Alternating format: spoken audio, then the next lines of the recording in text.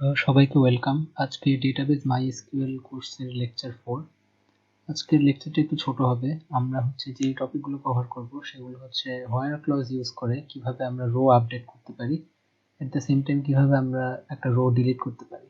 So চলুন শুরু করা যাক।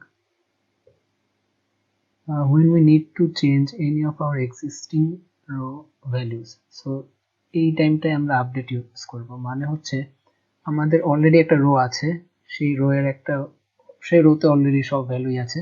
আপনি চাচ্ছেন কোন একটা ভ্যালু আপনি চেঞ্জ করতে চান। সাপোজ আপনার অফিসের এমন হতে পারে যে কোনো একজন কোওয়ার্কারের কন্ট্যাক্ট নাম্বার চেঞ্জ করা লাগবে। সো আপনি নতুন ভাবে তার সব ডাটা ইনসার্ট করে একটা নতুন রো ইনসার্ট করার দরকার নেই। জাস্ট তার কন্ট্যাক্ট ইনফোর যে কলামটা আছে হয়তো সেখানে গিয়ে আপনি তার নাম্বারটা জাস্ট আপডেট করে দিলেন, কাইন্ড অফ এরকম। সো আমাদের যে স্টুডেন্ট টেবিল আছে তার সাথে রিলেভেন্ট একটা সিনারিও হতে পারে যে আমরা আমাদের যে ID3 আছে তার ডিপার্টমেন্ট চেঞ্জ করে CSE তে নেওয়া লাগবে। সো এরকম ক্ষেত্রে আমরা আপডেট ক্লজটা ইউজ করতে পারি। আপডেট স্টেটমেন্ট মানে আপডেট রিলেটেড স্টেটমেন্টের সিনট্যাক্সটা আপডেট, তারপরে আমরা টেবিল নেম দিব, এরপর সেট, আমরা যেই কলামের ভ্যালুটা আপডেট করব সেটা দিব, আর কোন রো এর উপর ইফেক্টটা হবে সেটা এখানে কন্ডিশন অনুযায়ী বলে দেওয়া লাগবে। সো এটা জেনারেল সিনট্যাক্স। চলুন আমরা কোয়েরি দেখে আসি। ওয়ার্কবেঞ্চে যাই। কোনো ডেটাবেস সিলেক্ট করা নেই, সো আমরা আমাদের স্টুডেন্টস ডেটাবেসটা সিলেক্ট করি।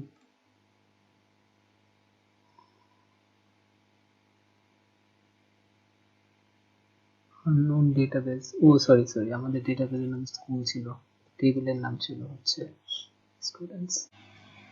সো আমরা ডেটাবেসটা সিলেক্ট করি। সো ডেটাবেস সিলেক্টেড হয়ে গেল। এখন আমরা আপডেট করব। আপডেট, তারপর টেবিলের নাম এটা স্টুডেন্টস,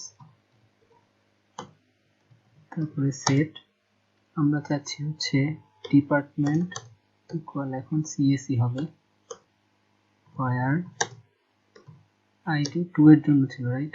সো ID2। সো এই ক্লজটা ইউজ করলেই এই স্টেটমেন্টটা ইউজ করলে আমাদের আপডেট হয়ে যাওয়া উচিত। আচ্ছা, এই প্রবলেমটা আপনাকে প্রথমত ওয়ার্কবেঞ্চে করবে যে আপনার টেবিল আপডেট করতে দিবে না, কারণ একটা সেফ মোড অন করা আছে, মানে ওরা চায় না যে আপনার টেবিলটা আপডেট হোক আর কি। সো এটার আপনার একটু ঠিক করে নিতে হবে। এটা আপনি ঠিক করতে পারবেন, এডিট অপশনে যাবেন, এখানে আসে প্রেফারেন্সেস,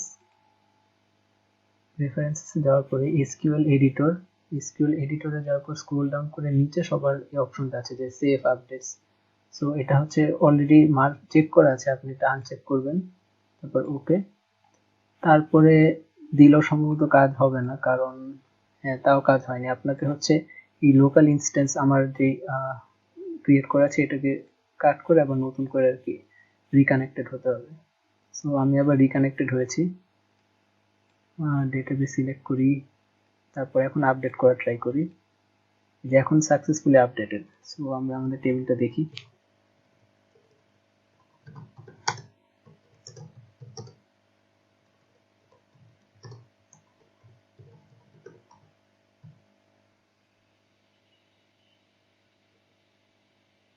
সরি,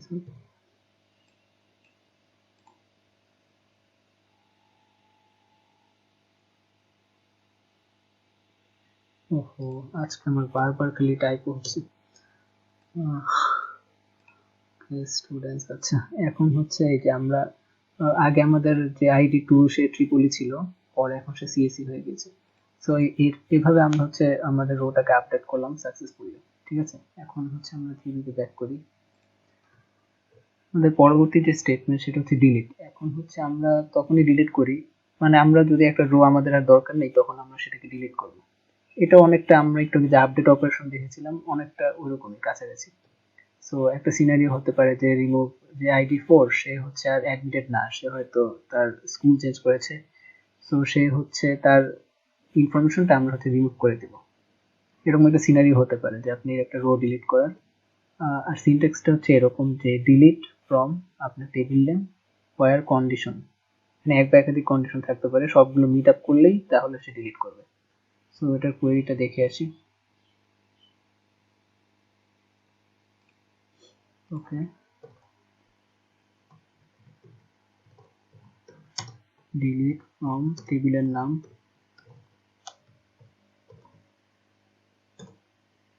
এখানে এন্টার দেওয়ার দরকার নেই, আপনি চাইলে পাশাপাশিও লিখতে পারেন, সমস্যা নেই, এটা জাস্ট আপনার বোঝার সুবিধার্থে। ফায়ার আইডি ইকুয়াল সিনারিও তো সম্ভবত 4 বলা ছিল। হ্যাঁ হ্যাঁ, রিমুভ আইডি 4। আচ্ছা, সো এটা এক্সিকিউট করি, সিলেক্ট করি, এখন স্টুডেন্টস টেবিলটা দেখি। এটা আমাদের যে আইডি 4 ছিল সে কিন্তু মানে এখান থেকে রিমুভ হয়ে গিয়েছে। সো এইভাবে আপনি কোনো রো মানে চাইলে ইজিলি ডিলিট করে ফেলতে পারবেন। আর এটাই ছিল আজকে আমাদের দুটো টপিক, যে হোয়ার ক্লজ ইউজ করে আমরা রো আপডেট করেছি, এরপর আমরা রো ডিলিট করেছি। আবার আপনাদের সাথে লেকচার 5 এ দেখা হবে। Thank you.